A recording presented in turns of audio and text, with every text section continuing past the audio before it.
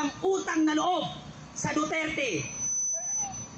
Noong namatay si Ferdinand Marcos, ilang presidente ang dumaan, yang tatay nilang yawa na yan hindi malibing-libing.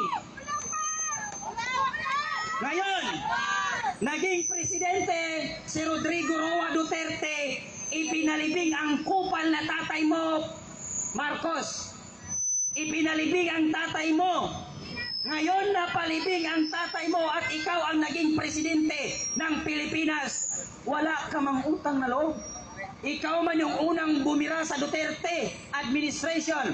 Tignan mo ang pinagkaiba noong panahon ni Duterte at ngayong panahon ni Marcos. Noong nangampanya si Marcos, pag ako ang nanalo, taas noong nagsasabi ang 1 kilong bigas ay 20 pesos na lang.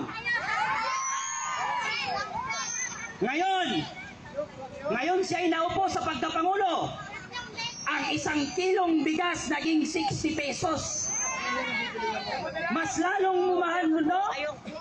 Tapos ano ang naging mura? Ang shabu, mura na ngayon. Shabu doon, shabu dito, shabu doon, red doon, shabu lahat. Bakit?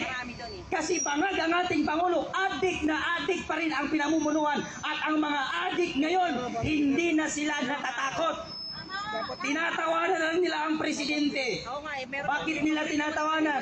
Kasi ang presidente mismo pag inu-question, tinatanong about sa mga problem ng community, ng bansa, kumakamot ng ulo. Kay walang alam. Mr. President, anong dapat nating gawin? Kasi sa Bicol namamatay ang mga tao, nilulubog ng baha, abay lumingon ang kupal.